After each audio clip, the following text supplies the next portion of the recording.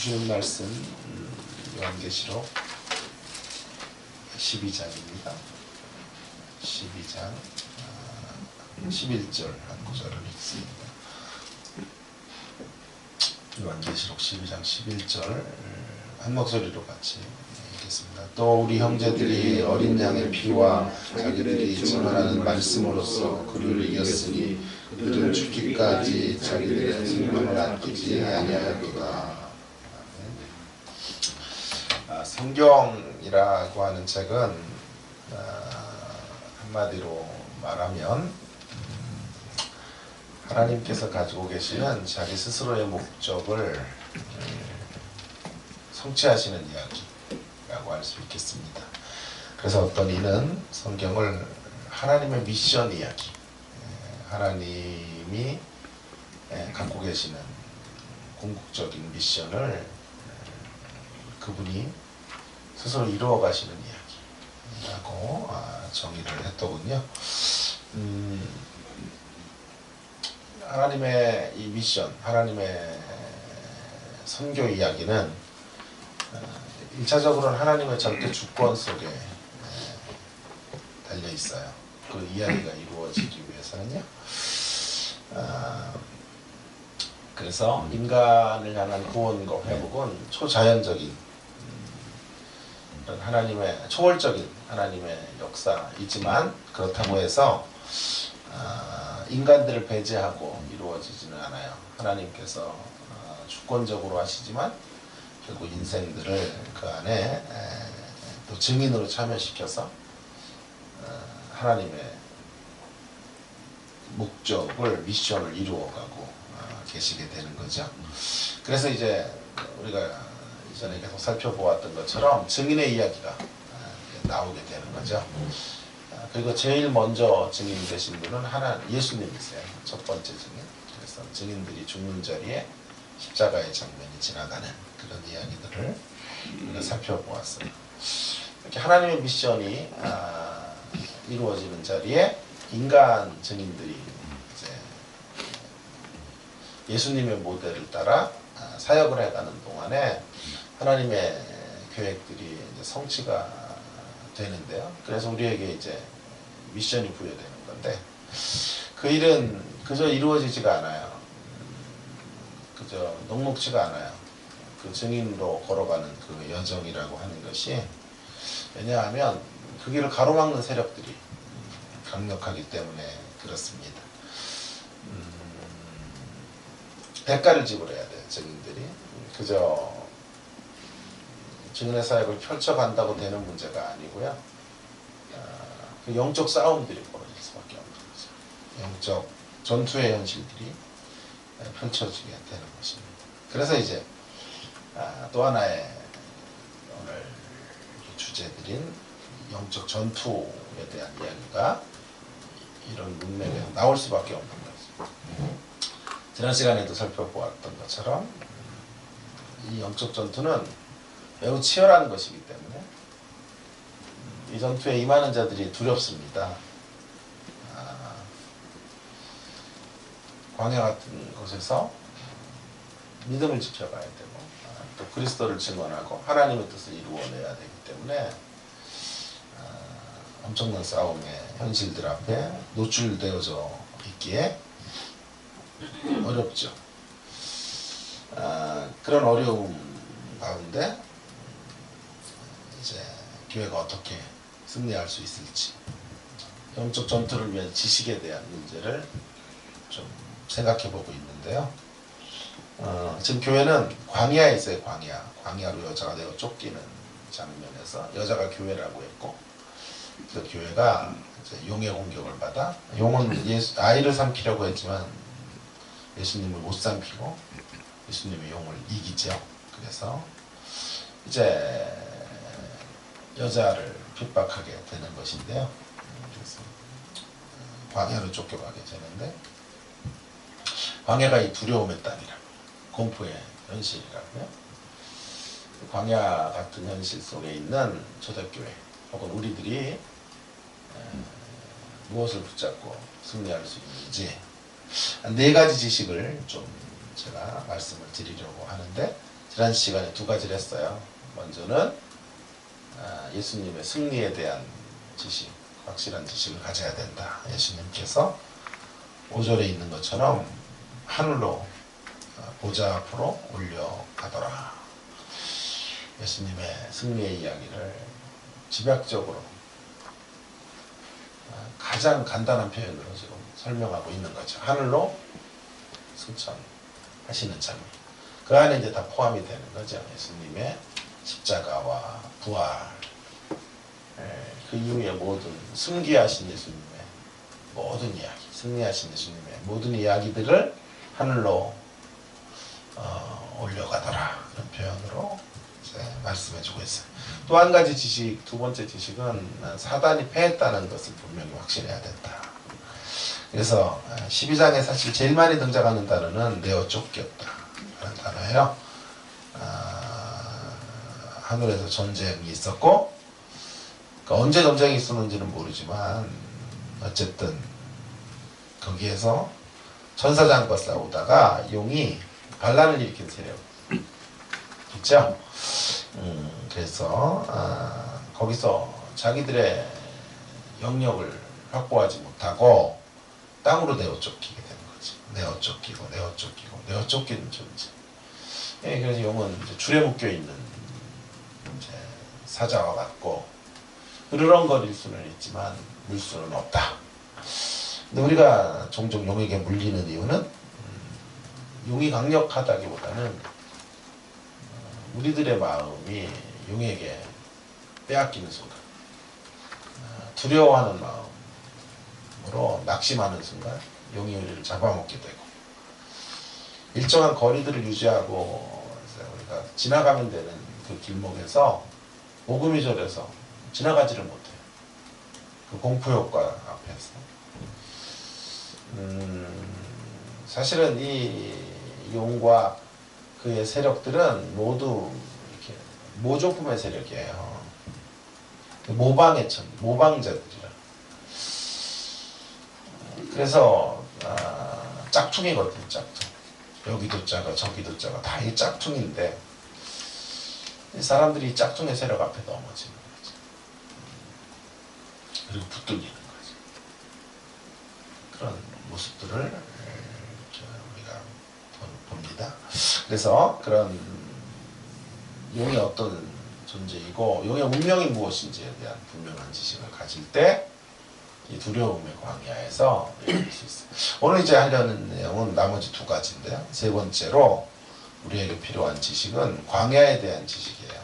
여러분 잘 보세요. 그런데 이 광야에 대한 지식이, 광야가 어떤 곳인지에 대한 분명한 지식을 알아야 영적 전투에서 이길 수 있는데요. 굉장한 반전이 있어요. 광야는 극적인 반전. 들어갈 때와 광야로 들어갈 때와 광야로 나올 때가 환희하게 달라지는 모습을 그려주고 있다. 자, 6절 말씀 한번 보시고요. 6절 말씀에 보시면 이런 구절이 있죠. 그 여자가 광야로 도망하며 거기서 1260일 동안 그를 양육하기 위해서 하나님께서 예비하신 것이다. 14절에도 똑같은 표현이 반복되고 있어요. 그 여자가 큰 독수리의 두 날개를 받아 광야 자기 곳으로 날아가 거기서 뱀의 낯을 피하여 한때 두때 반때를 양육받으니. 발견을 하셨습니까? 아주 특이한 성경의 표현들을 여러분이 놓치면 안 돼요. 광야로 도망했는데 양육의 장소로 삼으시겠다는 거죠. 들어갈 때는 광야로 들어갔죠. 그러니까 광야는 뭐라 그랬어요? 대피처잖아요. 폭탄이 떨어지고 갑자기 대적들이 이제 집에 불을 지르고 막 그런 사건들이 벌어지니까 목숨 하나 건지기 위해 그냥 옷가지 몇 개 들고 뛰쳐나온 거잖아요. 그래서 그 포탄을 피해서 방공으로 들어간 거예요. 정말 아무리 봐도 거기 안에서 어떤 역사가 이루어지리라고 생각할 수 없어요. 우리의 경제적인 손실이 막대하고 우리의 삶은 마치 아비규환 그런 상황들 앞에 놓이게 된 것이 아닙니까?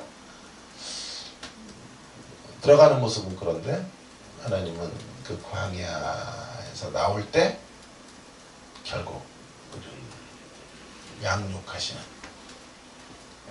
이런 장소가 광야였음을 알게 해주시겠다.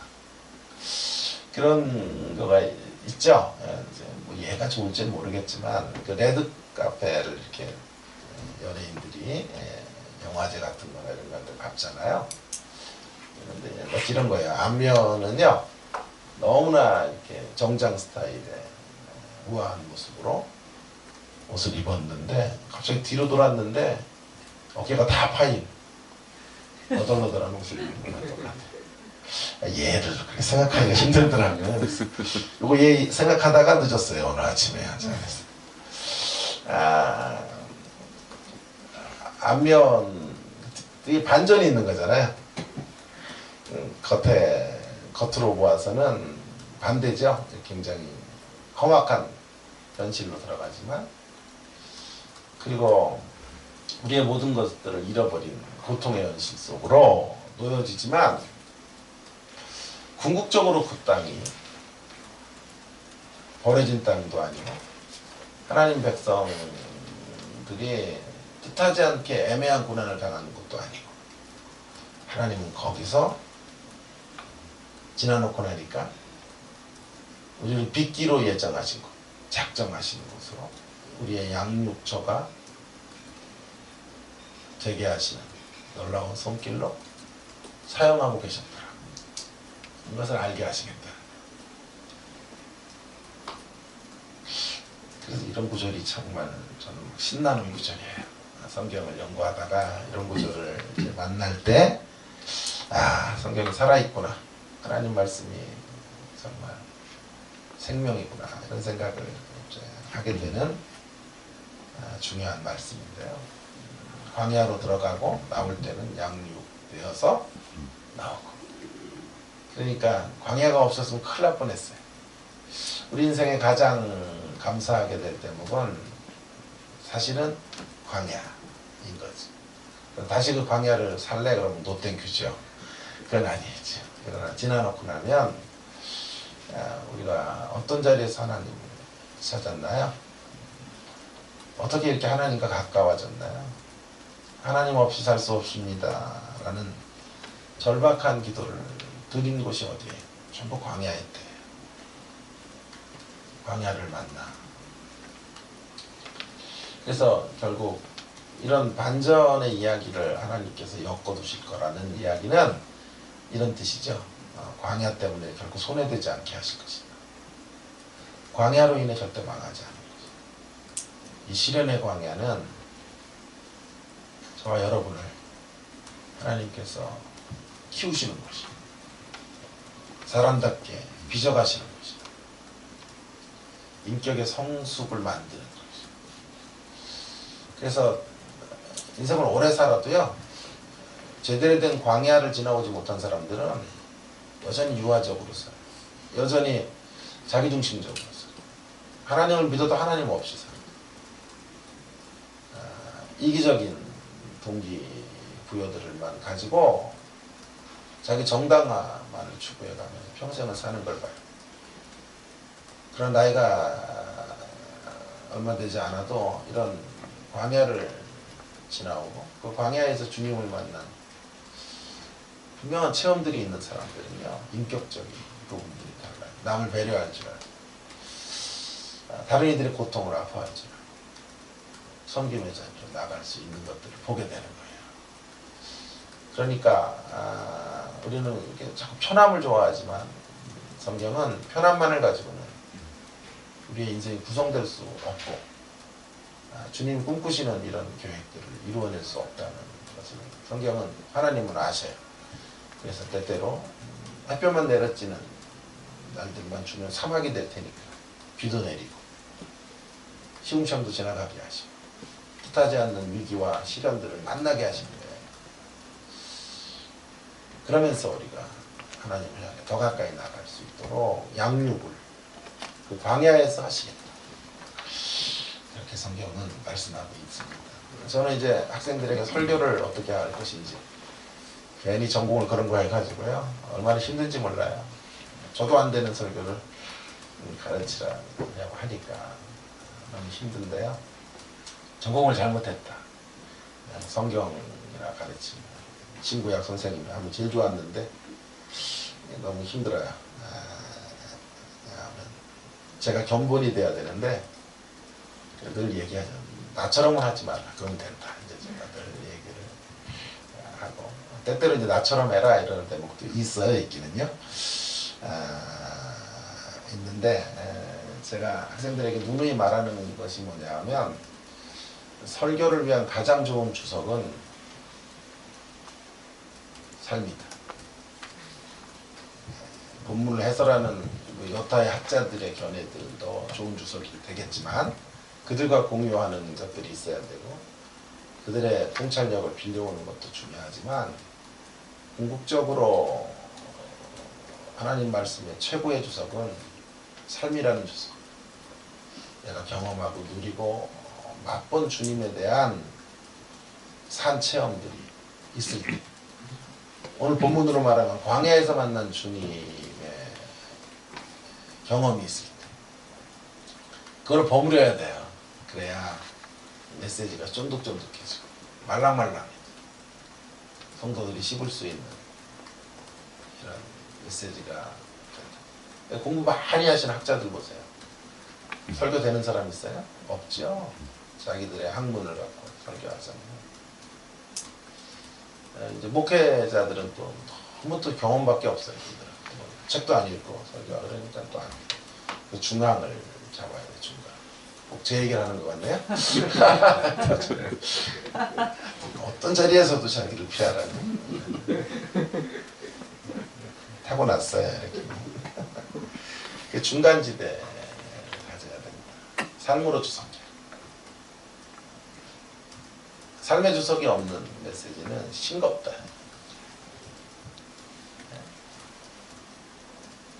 성도들의 실존은 그렇게 녹록하지가 않아요. 어느 학자들의 이론이나 지금 듣고 앉아있을 시간이 없어요.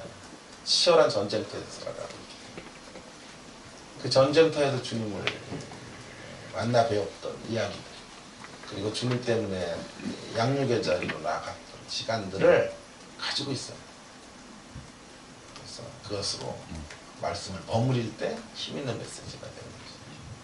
저도 도달해야 되는 시점이고 우리 모두 말씀을 전달하는 자들이 서 있어야 될 자세라고 생각해요. 저의 삶도 되돌아보면 저의 가장 중요한 미천이 뭔가 설교적 미천은 역시 광야를 만난 거예요. 광야의 시간을 지나오고 거기서 그 고난의 때 주님을 경험했던 시간들보다 더 강력한 시간은 없었어요. 거기서 사람을 이해하게 되고 하나님 어떤 분이신지를 깨닫게 돼요. 그래서 결코 저의 광야도 손해가 아니야. 지나놓고 나면 광야가 있었음을 감사할 수밖에 없는 그런 고백의 자리로 떨어지게 하시더라고 합니다. 다시 한번요. 우리에게 중요한 것은 광야 앞에 있을 때 광야에 대한 분명한 지식을 가져야 돼요. 광야는 우리를 손해되게 하는 땅이 결코 아니에요.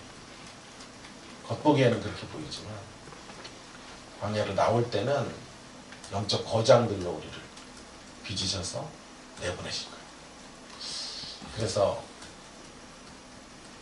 아게세락과 맞서 싸울 수 있는 사람들 강력한 믿음으로 견고하게 설 수 있는 신앙의 사람들로 그 광야를 통해 우리를 빚어가실 거예요. 힘드실 때마다 6절을 다시 한번 좀 많이 묵상해 보세요. 광야로 도망했지만 양육을 위하여 예비하신 단어가 다르죠. 광야로 도망, 도주하는 삶.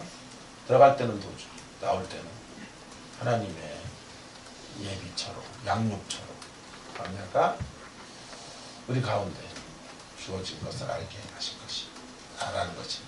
자, 이 세 가지 지식을 여태까지 이제 말씀을 드렸는데요. 이제 우리에게 중요한 것이 마지막 한 가지예요. 마지막 한 가지는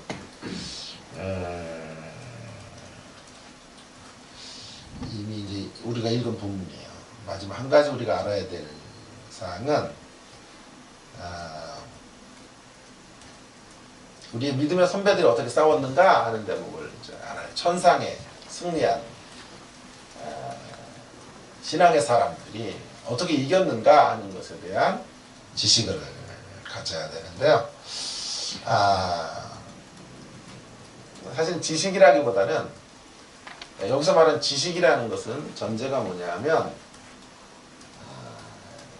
머리로 하는 지식 이런 게 아니에요. 바르게 알면 반드시 바르게 살게 돼요. 그런 의미의 지식이죠.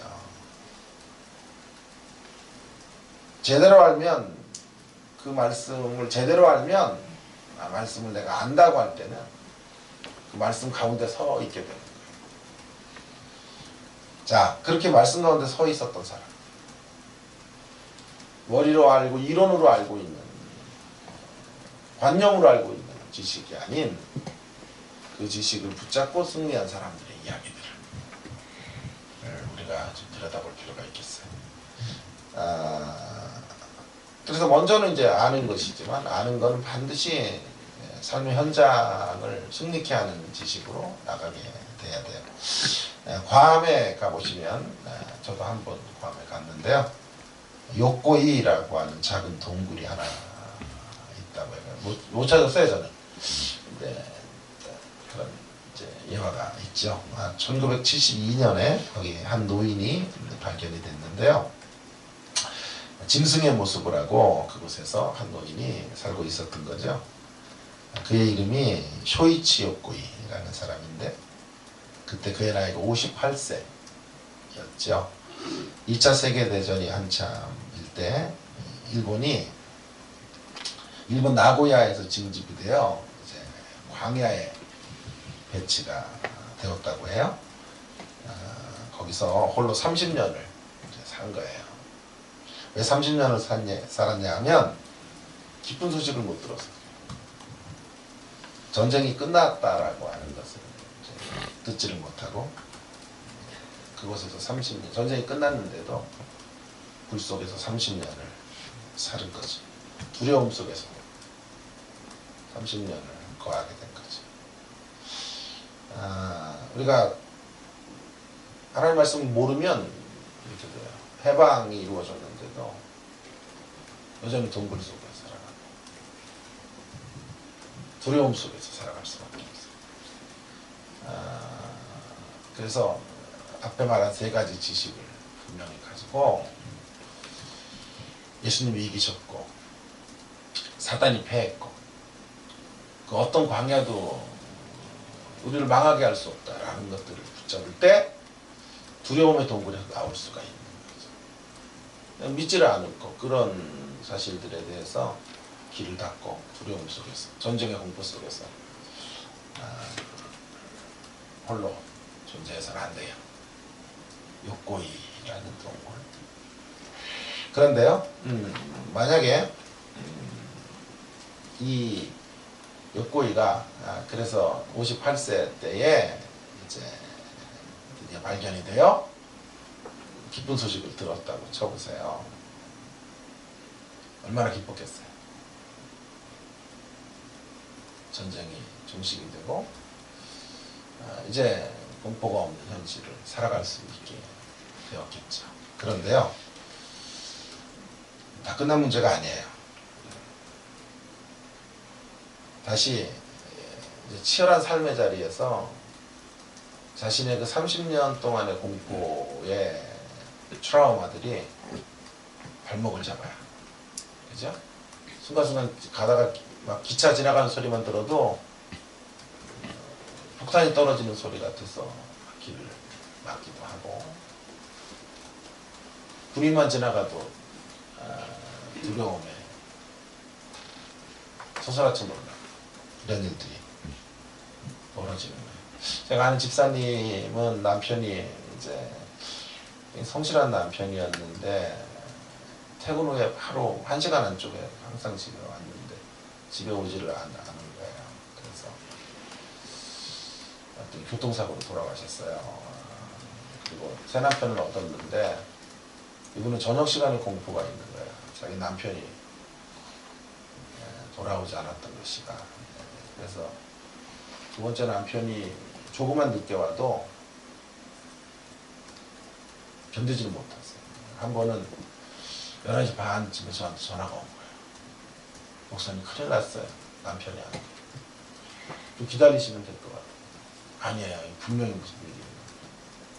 꽤 오래전에 연락도 안 됐다.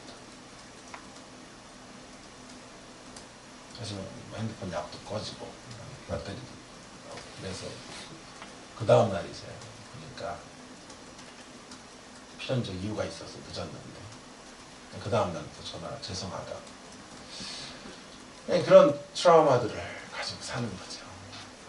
그래서 욕구이가 진정으로 자유케 되기까지는 시간이 많이 필요합니다. 자기가 해방이 되었어도 그 해방된 삶을 누려야 됩니다. 펼쳐야 됩니다. 마찬가지예요. 우리가 알고 있는 이 세 가지 지식을 가지고 이제 싸워야 돼요. 이겨내야 돼요. 두려움을 극복하며 발을 떼야 돼요. 사람들과의 관계 속으로 들어가야 돼요. 아픈 현실 속을 살아내야 돼요. 그래서 여기 오늘 우리가 중요하게 여겨야 될 모습이 광야를 이긴 사람들의 모습이에요. 끊임없이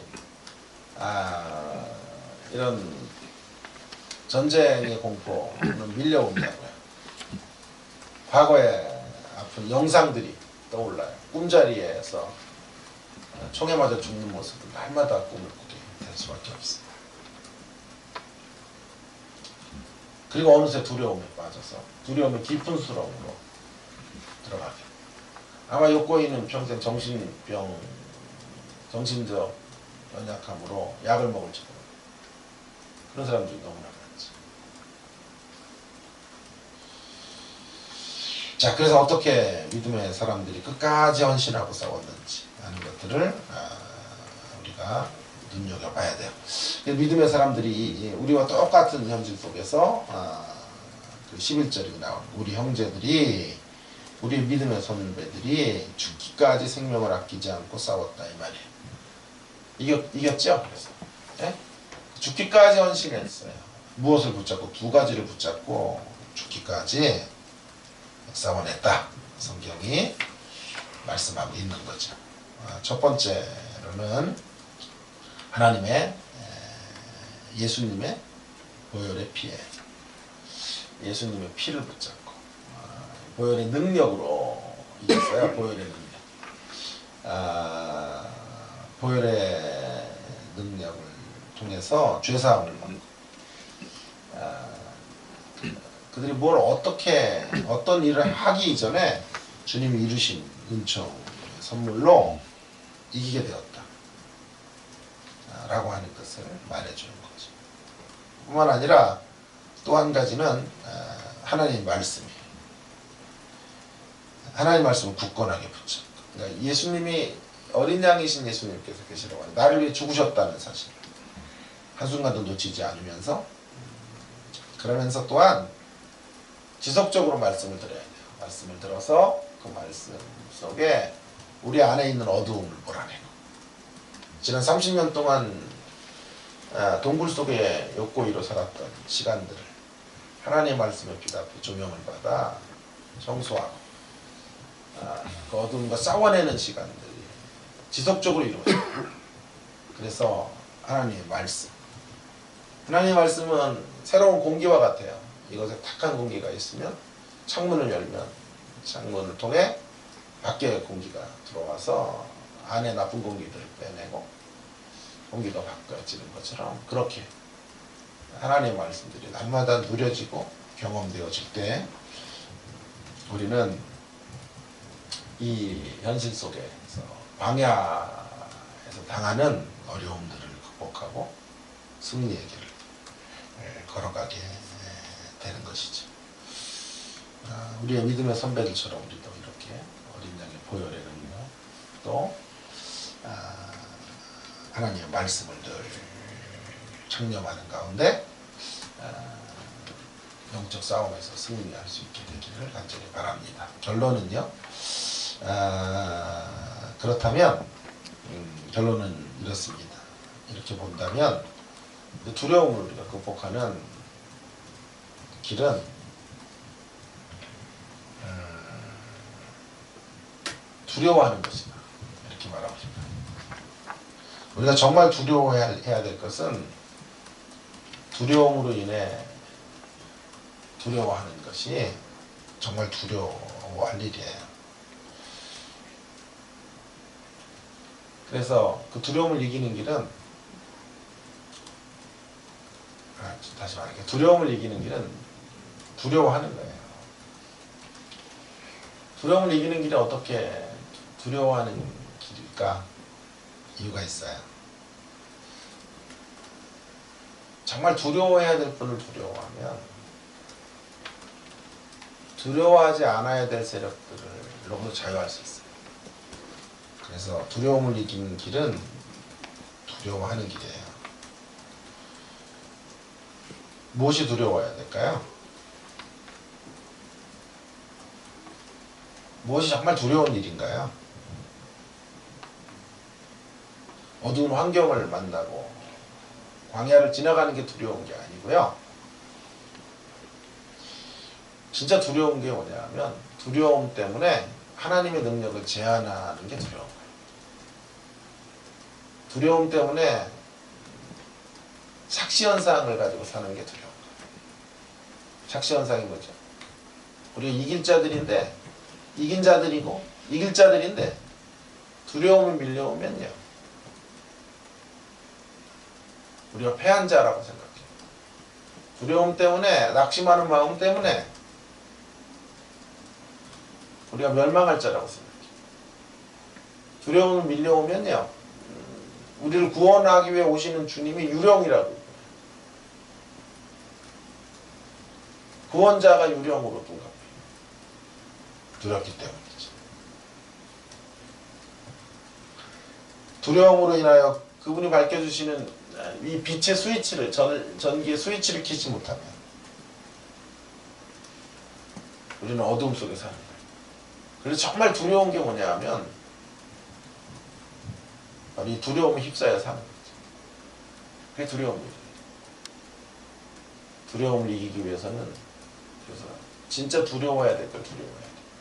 하나님을 잃어버리는 삶이 얼마나 두려운지, 하나님의 능력 밖에서 살아가는 게 얼마나 두려운지를, 하나님의 능력을 축소하고 살아가는 것이 정말 두려운 일이죠. 이 사실을 두려워하실 수 있다면 거짓된 두려움이 날아가 버릴 거예요. 하나님 한 분만을 진정으로 두려워하시는 귀한 성도님들이 되셔서 이 땅의 모든 두려움을 극복하시는 그런 신앙의 자리로 나아가시는 우리 모두가 되기를 주의 이름으로 축원합니다. 함께 우리 같이 주신 말씀을 좀 가지고